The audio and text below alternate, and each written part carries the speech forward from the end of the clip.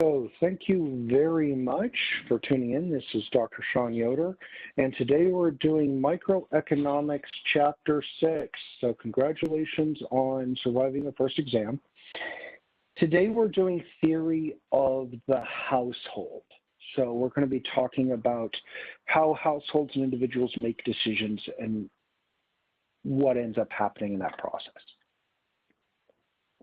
So I'm here, I've got my cup of coffee with me. You'll hear me occasionally take a sip of it from time to time, but that's okay. We will get trucking. So the first thing we need to do is we need to set some scaffolding assumptions. Now these are the assumptions we're going to use for the second part of the exam. These are assumptions, they're not necessarily true. We're going to assume them to be true. And on the second part of the course, or the last part of the class, I'm going to work through what happens when we get rid of these assumptions. So the first thing we're going to assume is perfect knowledge. Everybody knows everything about wages, capital costs, technology, output prices. People know what the prices are at every grocery store in shopping distance, and they can optimize their shopping trip to be the most cost efficient for them. Obviously, that's not always true, but we're going to assume it to be true for right now. The second thing we're going to assume is an industry structure. This is the first of 4 industry structures that we're going to use, and it's called perfect competition. So in this industry structure, there are many firms, each relatively small to the industry, and they produce virtually identical things. And there's no firm large enough to control any prices. So the best real-life example of perfect competition is farming. So my farm, I'm growing wheat. My neighbor across the road is also growing wheat. My wheat and their wheat are pretty much the same thing. And let's be clear, my farm compared to the global wheat market, insignificant, doesn't matter. So the goods are assumed to be homogeneous, exactly the same. If I go to the grocery store and I buy 2 bags of white enriched flour, bleached flour or unbleached, doesn't matter, 2 bags of different brands, and I go and I cut it open and I dump them in the bowl, you should not be able to figure out which is which. Those are to be as close to identical one from another. Okay, here we go. Chapter 6, household behavior and why people choose what they're supposed to. So the first thing we're going to do is we're going to develop an intellectual model as to why people make the decisions they do. Okay? Why do you choose to buy one thing over the other? Tonight, I went into Walmart, walked into Walmart, and I went down the soda aisle. And I looked at the 2 liters of soda, and I looked at the Pepsi, $1.60 something a 2 liter. I said, nope, too expensive. Went over to the Coke, nope, too expensive. Went over to the non-name brand knockoff, which I know is pretty much the identical product. At 69 cents, I said, okay, I'll buy one of those. Why did I do that? So we're going to build an analytical tool that's going to help us figure out why I did that. And the idea of this analysis is constrained choice. So everybody's got to make some very basic decisions. How much of everything that's out there do you want to buy? Now, the good thing for me is the vast majority of the stuff out there I don't like, so the answer is 0. But of everything else, how much do I buy? How many 2 liters of soda did I buy? How many packs for my video game? I play an online game and I like to buy stuff in the game. How many of those do I buy? And depending on the answer to question 1, then you end up with question 2. How much do you have to work to pay for your habits, right? Got to make that choice. And then number 3 is how much do you spend now versus save for later? So this slide should be familiar to you. We did it back in chapter 3. I'm not going to rehash it. This is basic demand. Yippee. So the first thing we're going to do in the intellectual tools, we're going to introduce this idea of a budget constraint. The budget constraint imposes income, wealth, product prices. You can even modify this to make it a time constraint on all the choices you have. And the idea is to define an opportunity set. So here's an example. This person earns $1,000 a month after taxes. Some of you are going, dude, where do I get that job? Some others of you are going, oh man, that sucks. Okay, $1,000 a month after taxes. We've got 4 options. Option A, rent $400, food $250, other expenses $350. Add them together. That's okay. So let's see, $400 in rent. Now I don't know about the rest of the country, but I know here in Oregon, and definitely in New York, if you have $400 in rent, man, you live with the rats. This be a studio. You live with the rats. Good thing you have a $250 food budget that month and $350 for other expenses because you ain't home. You're going out to eat all the time. You're not watching the game at home. You're going out to Buffalo Wild Wings or the bar or wherever. Add them together, comes to $1,000. Can you do it? Yes, you can do it. Or you can choose option B. Now notice your rent went up. Okay, so we ditched the rats. We got a little better pad. However, our other expenses are down. So maybe instead of driving a car, maybe we got to get a bus. All right, fine. Food budget comes down. Well, we're not going out quite as much, but that's cool. We jettisoned the rats, so maybe we'll watch a few games at home. Save us some on the food budget. Again, 600, 200, 200, add them together, 1,000. Can we do it? Yep. Now at option C, we pick up the swimming pool. All right, we got 1-bedroom apartment, $700 a month. We got a swimming pool. That's cool. Cable TV. We had to downgrade the food budget again, but that's cool. That's pretty easy. I'll bring them over to my place, and I'll have people come and bring their food, and they'll bring too much food, and then I'll eat off their food for a week. Yeah, totally what I did when I was in college, but that's cool. And then other expenses. All right, fine. I'm walking to work or maybe taking a bike, but I'm not going out as much, but that's all right. Add them together. Pass. Now at D, dude, you got the doorman. The dude opens the door for you. You got a concierge downstairs for your apartment. Now for food, for $100 a month, divide that over a month. Dude, you eating ramen. You're doing ramen. Okay. Other expenses, you're walking, and that $100 is repairing your shoes because you'll be walking everywhere, and you're going to need new shoes every month because you ain't driving. By the way, you busted your budget. You can't be doing it anyway.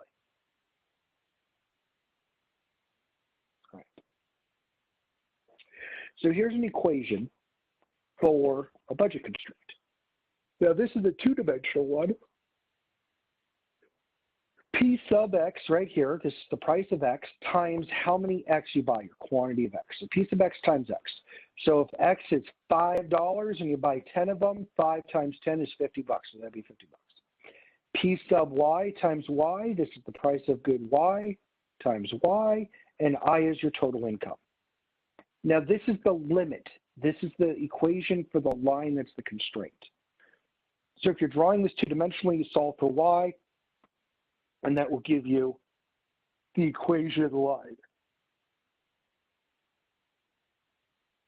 Now, in reality, you can your true budget constraint is the sum of all goods in existence, their prices times their quantities. However, for me, my quantity for the vast majority of goods, think ladies' purses and pantyhose. Don't imagine me in pantyhose. It's really not a good idea. Seriously, stop imagining me in pantyhose. It's not healthy. Okay, let's just stop that. The quantity is 0, so the price is irrelevant. But in an EC201, it's okay to just use 2-dimensional. And we have some intellectual shortcuts that we could use. It will possibly teach you in intermediate micro, if you go on there, of how you take the n-dimensional case and reduce it to a 2-dimensional case so that you can analyze it graphically really easily. Now, I want you to show you something of this equation. I want you to think of a graph. Here's a graph. At point A, the quantity of the good on the y-axis is 0. And at point B, the quantity of the good on the x-axis is 0. So notice what happens to this equation. if you have any numbers at the intercepts, the y-intercept x is 0. So 0 times any number is 0. So this piece of x times x term drops out. That leaves you piece of y equals I. So on your exam, expect I'll give you 2 of those. You have to solve for the third. I might give you the income and the price. You give me the quantity on the axis. I might give you the quantity of the axis and an income. You have to tell me the price. Or I'll give you the quantity of the axis and the price, and you got to tell me the income. Different ways of doing it. There's a bunch of sample questions at this to help you get good at this before your test in the extra study material, so be prepared to do that. So here we have Ann and Tom. We have 2 goods in this example. We have Thai meals, and we have jazz club visits. So if Ann and Tom pay all their budget on Thai meals, they can afford 10 Thai meals in the month. Or if they spend all their money on jazz club visits, they could afford 20 visits to the jazz club in a month. Or maybe they want to mix, and so they'd choose point C here at 10 jazz club visits and 5 Thai meals. Now, if they choose point D, they're actually saving. They're not spending their entire budget. If you're on this line, you're spending your budget. This is the constraint. Now, point D, they can't afford point D. Point D is outside their budget constraint. Not possible.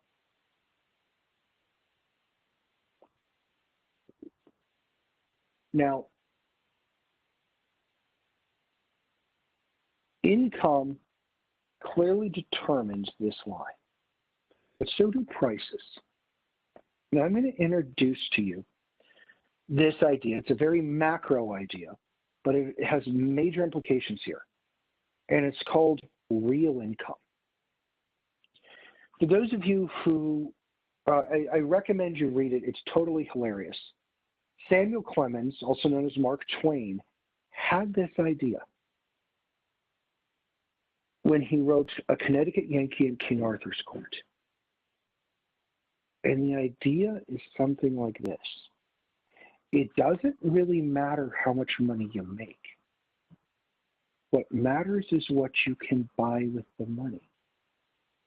If you make $150,000 a year here in Oregon, you have a decent standard of living. If you make $150,000 a year in New York City, you might be able to live with the rats. And that's about it. You're pretty much going to be impoverished, especially if you have a family.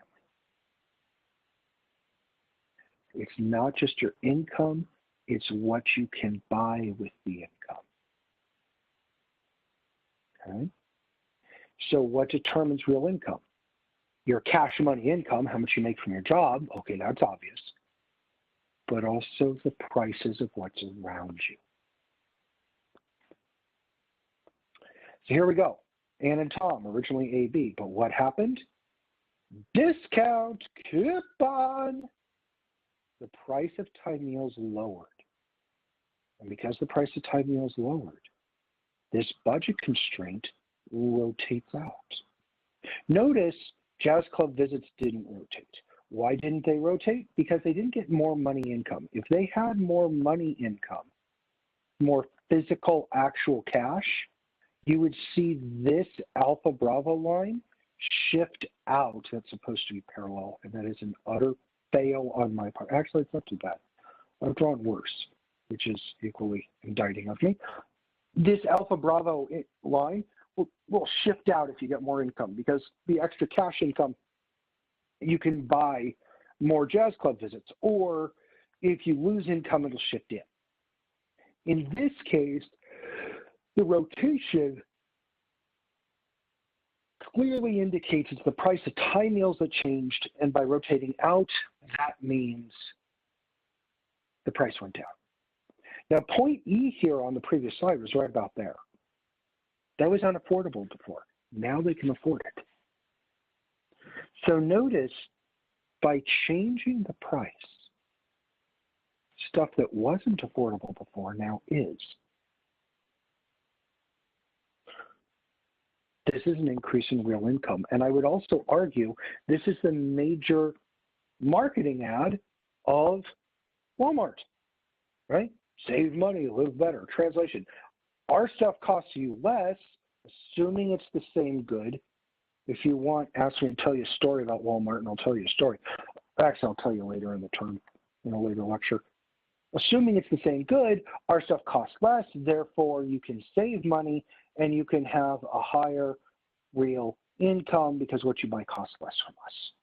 That's their argument. Now, just because you have more money, having more money is great, but it's what you do with the money that matters.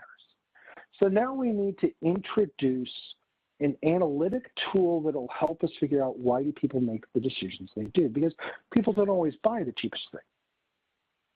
Now, the idea of the tool we use is called utility.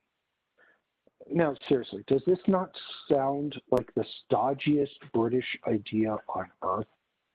I mean, can't you see some British guy sitting there going, oh yes, the utility of my pen. How many pen strokes can I get out of this ballpoint pen before my pen runs out of ink? Oh, this is a far superior utility. I can do 10,000 pen strokes versus your measly 9,000. Far superior. Okay. All right. Yeah. Jettison that idea. I'm sorry I even mentioned it. We call it utility, very old British name. But instead of thinking of that, I want you to think of happiness. Okay? This is the happiness consuming the product brings you. Now, I'd like to add, this is highly subjective. And for the rest of this term, or for the rest of this lecture, I'm going to show you some numbers. And a lot of students ask me, Dr. Yoder, where did you get those numbers? And the answer is, we totally made them up. We pulled them straight out of select which orifice we pulled them out of, but we pulled them out of thin air, and there you go. There are ways to get to them. Don't worry about it. Not relevant to the class. Most goods adhere to this idea of the law of diminishing marginal utility. Or to put simply, the second bite of the apple doesn't taste as good as the first. Right? Pretty straightforward. You walk into Dairy Queen, you have the first ice cream, that was nice. Second one, okay. Most goods adhere to the law of diminishing marginal utility except one class of goods, and they are generally illegal, and it is narcotics. In some bands of narcotics, you actually get higher happiness for your second hit than you do the first.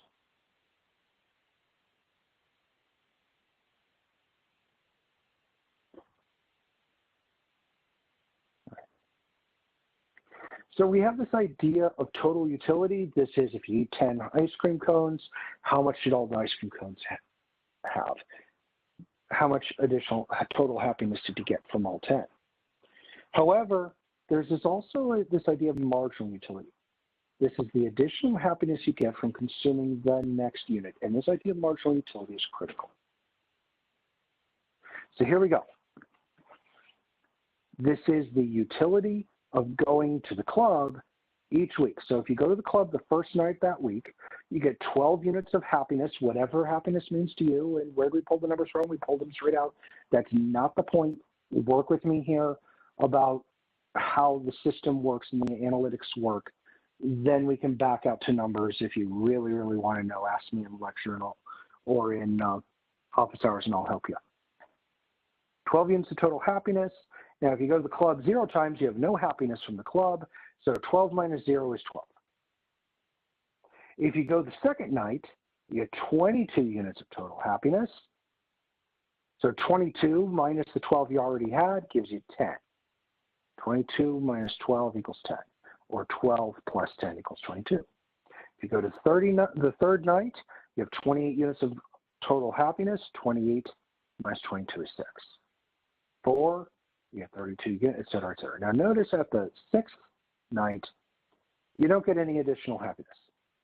34 minus 34 is 0.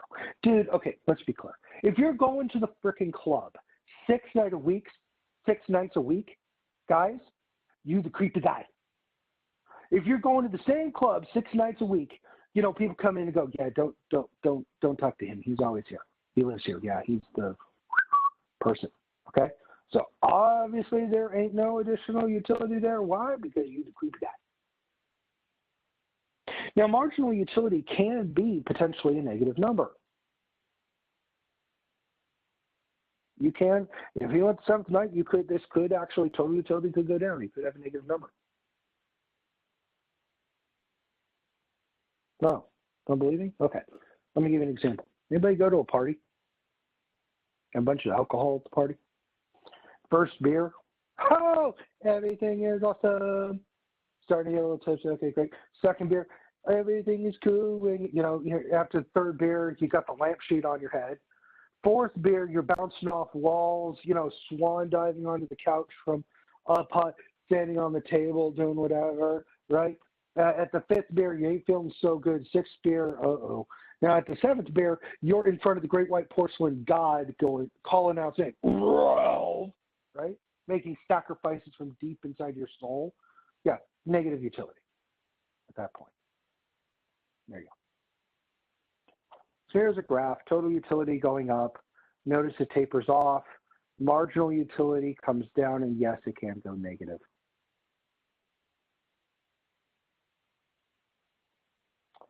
Now, but Professor Yoda, you put us through budget constraints, and you put us through utility.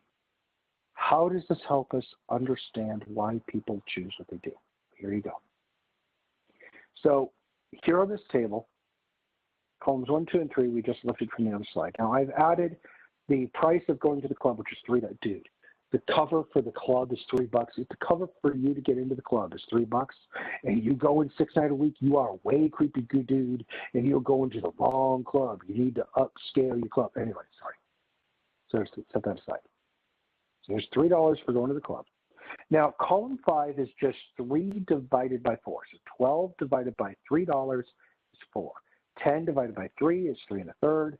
6 divided by 3 is 2. Everybody, so you should be able to see where we get number 5. Now we have an alternative, and that's going to the basketball game. Here's its utility mapping. Price is $6. Here's the marginal utility.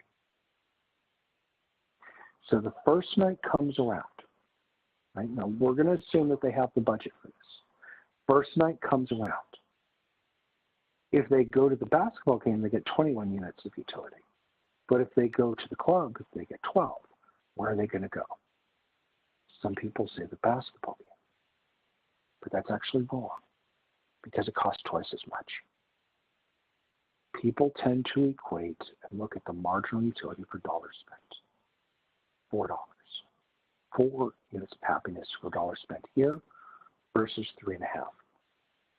So I mentioned a minute ago I play this online game. And they have these things called packs. You spend money on them and they give you advantages in the game. Now before I buy a pack, what do? I stop for a second and I think, what else could I be getting with this money?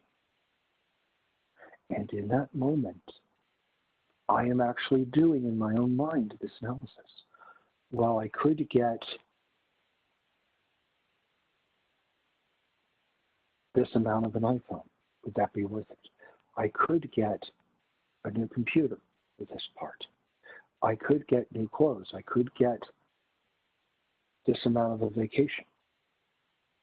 And in that moment, I'm weighing what makes me happier.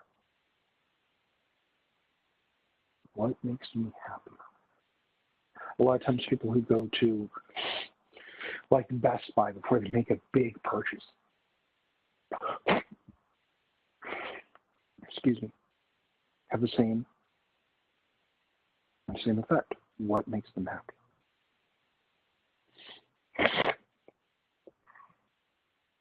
So the first night, this person's going to go to the club. Now the second night comes around. So Monday they went to the club. Tuesday they can go to the club for 3.3 units of happiness per dollar spent, or they could go to the basketball game for 3.5 units of happiness per dollar spent. In that case, they're going to go to the game. Why? Because they get better happiness per dollar spent. Wednesday comes around. They can go to the club for the second time, or they can go to the game for the second time. 3.3 beats 2, they're going to go to the club. Thursday rolls around. 2.0 versus 2.0, they're indifferent between the two. Flip the coin. So why does Professor Euler buy Starbucks coffee and not save for the Lamborghini? Because when you take the happiness Professor Euler has from a Lamborghini, divide it by the price tag of the Lamborghini, and the happiness of a cup of coffee divided by the price tag of a cup of coffee, the happiness per dollar spent for the cup of coffee at Starbucks is greater than the happiness per dollar spent for the Lamborghini.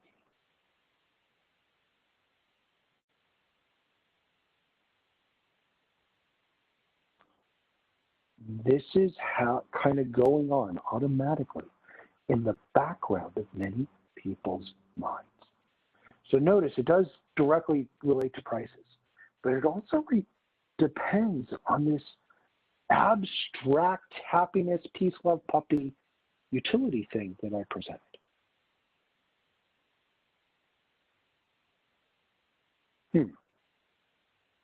What about that?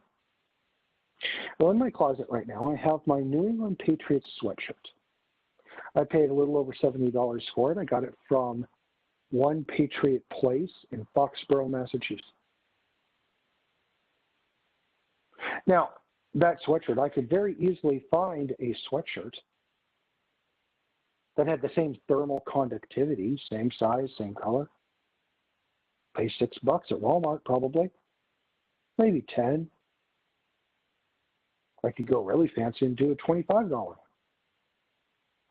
Why did I pay $70? Because it has the Patriots logo on it, because it makes me happy, not just the sweatshirt, but where I bought it and the story behind it. And that story per dollar spent makes me happier than the alternative. Is it fully subjective to me? Yup. Are some of you thinking, why the hell would you pay such money for a Patriots anything? Don't you know the Patriots suck? To which I respond, get over it, haters gonna hate. But that aside, same idea. How do people pick between two alternatives? By weighing the marginal utility per dollar spent. So herein you have the utility maximizer rule. Or to put another way, this is the blizzard. You know the mountain guy, the sage at the top of the mountain that they climb, climbing up the mountain in order to get there. And they go, how do I become happy? What is the meaning of life? How? Dude, you just found it. Here you go. Welcome to economics. If you do this, you are as happy as you can be. So if the marginal utility spent on one good per dollar spent is equal to the same as the marginal utility per dollar spent for another good, guess what? You're as happy as you can be given your budget constraint. Can't be happier. Everything you're buying it perfectly. Congratulations, you're as happy as you can be. Now, if the marginal utility of X per dollar spent on X was greater than Y per dollar spent on Y, buy less Y and more X. You'll be happier. That'll push X down and Y up, and eventually they'll equate. There you go. That's the bliss equation. You do that, you're as happy as you can be. So for those of you who are mathematical, you know how the inequality sign in mathematics kind of looks like the mouth of Pac-Man? By the way, for those of you who have not played Pac-Man, please go online and play Pac-Man. Tell them your economics professor told you as part of your homework, you're expected to play Pac-Man once. You can like totally go play Pac-Man and just make sure you only play it once or twice and don't spend all night doing it. But you can play Pac-Man. But notice how the inequality sign in mathematics looks a lot like Pac-Man. So whenever you have an inequality, Pac-Man eats, the mouth of Pac-Man that's open is eating what you want more of to be happy. So if there's ever an inequality, and I were to ask you, which of these do you need more of in order to increase utility and increase happiness? The answer is Pac-Man's eating what you want more of. There you go, little mnemonic device to help you remember. Now, okay. Professor Yoder, what happens when the price of a product falls? Well, when the price goes down, the first thing you get is a substitution effect. Comes back to the Bliss equation. If price of X goes down, the denominator of a number gets smaller, this entire term is getting bigger. If it gets bigger, this becomes an inequality. Pac-Man's eating X, so you want more X and less Y, so you just substitute away from Y towards X. We call that the substitution effect. You substitute away from what's expensive towards what's relatively cheaper.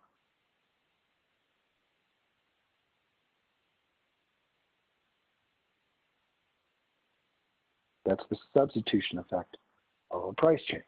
Now this is really simple. Whichever is cheaper, you tend to buy more of, generally speaking. But that's not the only story. There's also this thing called the income effect. Now remember, Ann and Tom, with the time meals got cheaper. Now their paycheck didn't go up, but because it got cheaper, they could afford more. So what happened? Their real income went up. So there's an effect called the income effect. Now this income effect triggers the normal and inferior good ideas we learned back in Chapter 3. For a normal good, if something gets cheaper, it works like this. Price goes down. Opportunity cost of the good falls. Less equation, you get a substitution effect, and you buy more. Price goes down, you have higher real income. So you get an income effect, and it's a normal good. So if your income goes up, you buy more. So as long as it's a normal good, the income and substitution effects go the same way, and it works great. Same thing in inverse when it rises. You tend to buy less. The income and substitution effects reinforce. But what about inferior goods? If the price falls for an inferior good, the opportunity cost falls, the substitution effect says buy more. However, if the price for an inferior good falls, you're better off, you have higher real income. And with the higher real income, the income effect for an inferior good says buy less. So notice they're in conflict, substitution and income effect. When in conflict, for all goods we have observed, all the inferior goods, in the history of the United States, in the history of the world, the substitution effect is bigger than the income effect for all goods except one. The one example is called Giffin's paradox. It was found by a Scottish economist named Giffin.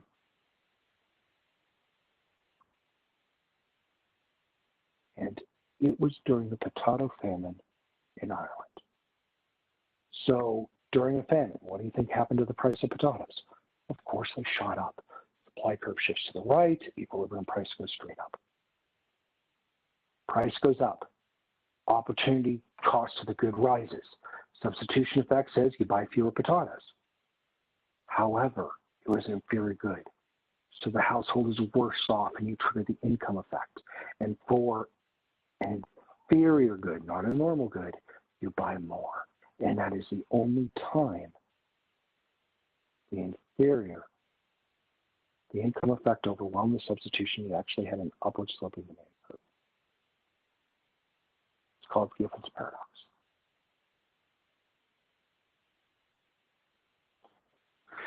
So, all right, what do you buy? Now we got to figure out how much you're going to work to pay for all this stuff that you buy. Hey, you buy a lot of stuff. We got to work. Do you want to work? How much do you want to work? What kind of jobs you take? What does that depend on? Very simply, are the jobs out there? What's the market wage? Do you got the skills? And there's a limit of how many hours there are in a week. Pretty basic. Now, this idea, price of leisure, is a critical idea. This is one of the most used ideas in all of economics, bar none, in terms of policy implications. Has anybody ever been to PDX? You ever fly out of the airport? I love flying. I have my clearance. So the second I get out, and I've flown a ton.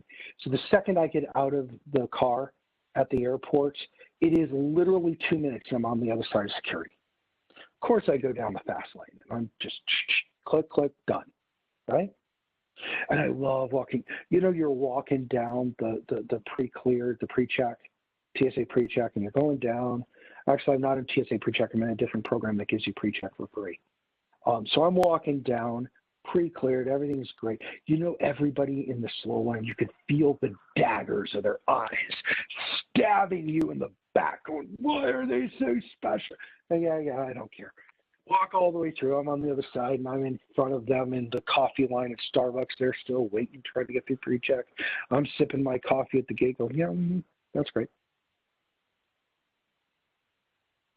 So when you're in the slow line, occasionally a TSA agent will come to the back of the slow line, hand the person in the back a card. And on that card is a time stamped on it when they handed it to them. What are they doing? They say, give the card to us when you get to the front of the line. Okay. No. Hand the card to the TSA agent, they write down the time. Obviously, they're measuring how long it takes you to get from the back to the front. But why are they doing that? Well, realize TSA, because they scan every boarding card, knows how many people have gone through the line.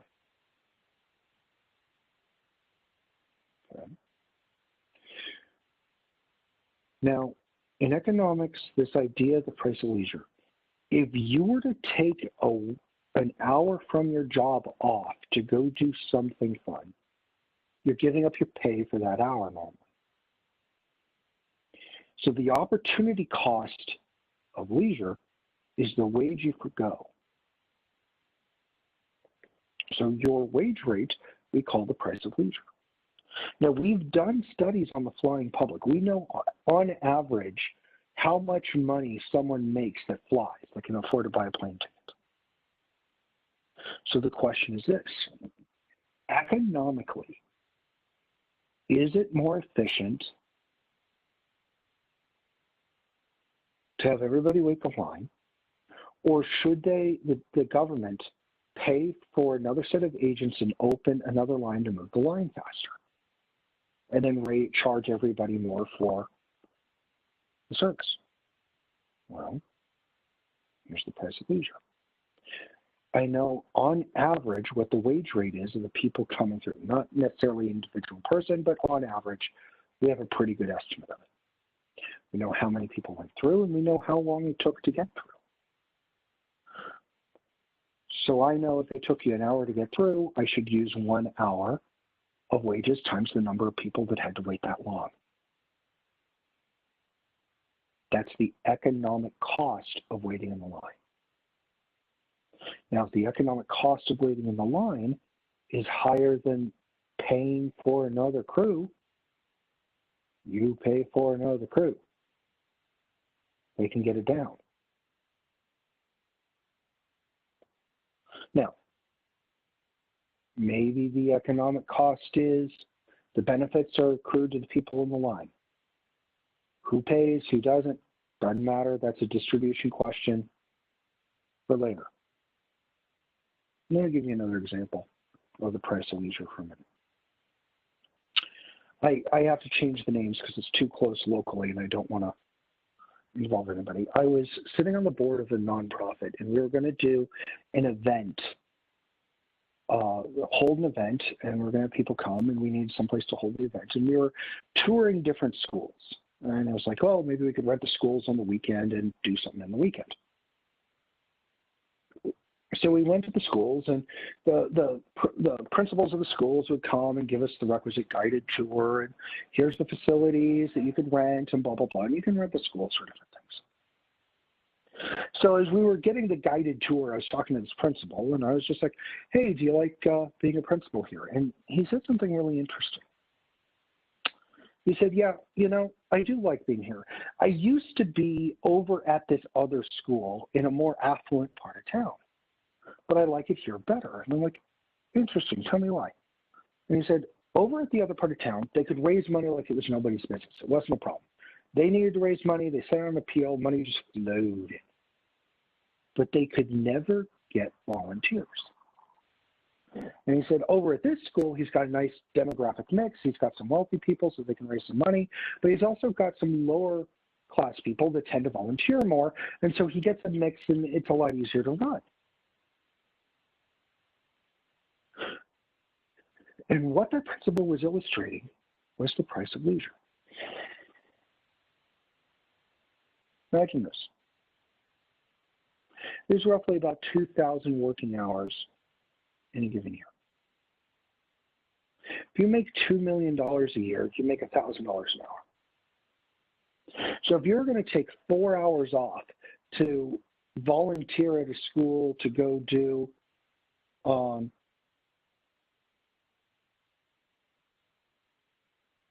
field trip or whatever, that would cost you $4,000. If you just wrote a check for $4,000 and gave it to the school, how many part-timers could they hire for $4,000, right? Doesn't make any sense. Take off 4 hours to volunteer at that wage rate. So is it that the wealthy people don't care about their kids, or is it that the price of leisure or the opportunity cost is just so high that it's better to just send the money and let the school hire and screen people? See what I mean? This idea of the price of leisure is used in TSA. Should we open another one? It's used at the DMV. It's used, should we add another lane to I-5? You see it everywhere. Now, because of the nature of the way people react to income change, because of the price of leisure is the wage rate, people act differently to changes in wage rates. And be careful with this one. The same person at different points in their life can act completely differently.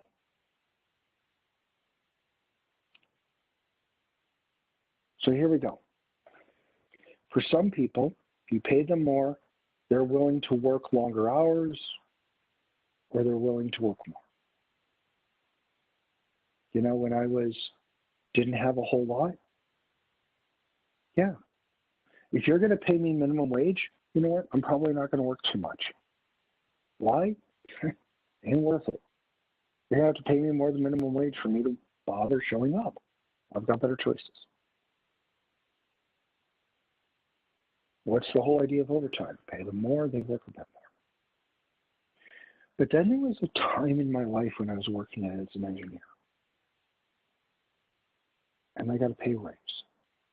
And at that point, I already had everything I wanted. I was going on great vacations. I could buy anything I wanted pretty much whenever, got to eat whenever, could travel, could do literally whatever I want. I was looking at estate planning for how much and then raised my wage again. It's like, you know what? I think I want to go down to part-time at this wage rate because, quite honestly, I'd rather spend the time with my family. Yeah, okay, you raised my wage. I'm richer now. I'd rather spend the time with my family, my friends. I've been in both of these. Now, if you're ever going to manage people, have employees, every employee is going to come to you and go, can I have a pay raise? Okay, great. But remember, you're responsible to get the job done. So you've got to know which side of the labor supply curve they're on. It may be that you give them a wage rate, and guess what? You're paying more for less work, and you're going to have to figure out how you're going to get the job done. Right. Savings versus future consumption. Generally, as the interest rate goes up, you tend to save more. Shocker there. Now, we call the interest rate the price of intertemporal substitutions. And then the financial markets are ways, stocks, bonds, you can save. But interest rates affect what you can get for saving your money matters. Think of it this way, right? Imagine there was a savings account that the money doubled every night at midnight. How much money would you spend? I'd defer everything I could. I'd go to Bank of the Couch. I'd shake out every coin out of Bank of the Couch. Man, I would go, you know the coin on the ground, the homeless guy? Dude, I'm going for that coin. Sorry, homeless dude, get over it. I'm going for that coin. In like a month, that's going to be worth like $1,000. Sorry. Right? Interest rates get really high. You tend to defer your spending and want to save more. So here we have something called an indifference curve. Here we have two goods. We have units of abstract good Y and abstract good X. Why are they X and Y? Because we're economists and we're devoid of all imagination. And so therefore we arbitrarily use units X and Y because we're also first cousins of mathematicians. And here we have 3 points on the line, alpha, Bravo, and Charlie. Now these 3 points on this indifference curve yield the same level of total utility, of total happiness for this person. If I take away Y, I've got to compensate them with more X to make them have the same level of happiness. And notice, as I take away Y, I got to give them more and more X to compensate them. So here, the slope of the indifference curve is the marginal utility of good X over good Y. Now this is the name of the marginal rate of substitution. The marginal rate of substitution is, given where you're at, the rate at which you can exchange X and Y and still be just as happy. Now in general, we assume more is better. So if you have more X or more Y, you're going to be happier than if you had less X and less Y. Because of that, here we have a bunch of indifference curves. We have indifference curve 1, we have indifference curve 2, 3, and 4. Notice they all radiate out of the origin. Now the slopes are different at every point on the line because it's a curved line. So indifference curve 4, more is better, has more X and Y. Therefore, indifference curve 4 represents higher total happiness than indifference curve 1. Okay, Professor Yoda, that's great. Why do we do this? And here's why. If you take the indifference curve and you overlay the budget constraint on it, you'll notice in the choice set you've got alpha, Bravo, and Charlie. At alpha and Charlie, you're on indifference curve 1. But at point Bravo, you're on indifference curve 2. Point Bravo is the farthest away, the indifference curve farthest away from the origin you can get. That's its happy, highest total utility that you can be. Now the slope of the indifference curve is minus the price of X over price of Y. And using the equations and rearranging them, here's the slope of the indifference curve, here's the slope of the budget constraint. And if you mathematically rearrange it, you end up with this equation down here. And that's your bliss equation. Could you be at point A? Yeah. But are you as happy as you can be, assuming this is higher total happiness? No. What do you need to do? You need to get rid of some Y and get more X. That'll make you happier. Could you get point C? Yes. But you could get higher levels of total happiness. How do you do it? You get rid of some X and get more Y. And at that point, at point B, only that point, this Bliss equation holds true.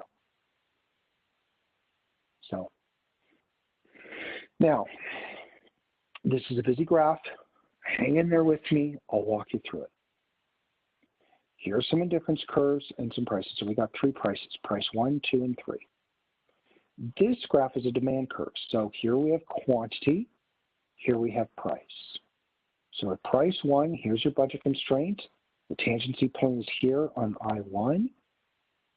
So you take the quantity, X1, and the price, and you graph it, X1, P1. Bing, right there. Change the price to P2. So notice it swings out of P2. At P2, you find the tangency point, ding, right there on I2, right? You take this quantity, X2, and this price, P2, and graph it here, P2, X2. And the same for P3 on indifference curve 3. Bingo. There you go. Connect the dots and you have a demand curve. So what happens? How do you derive the demand curve? You change the price of good X. You find the equilibrium quantities off the indifference map, and that becomes your demand curve. Professor Yoder, why did you show us this? Has anybody been to Fred Meyer? You know those Fred Meyer cards or Safeway, the loyalty cards? Have you seen these? You know how they track the price and quantity of everything you buy? What are they doing? They change the prices a little bit. They know the price, and they know the quantity. And so through market research, they can get this utility map that eventually can tell them what price quantity combination for all their customers will yield to the highest revenue and profit for them.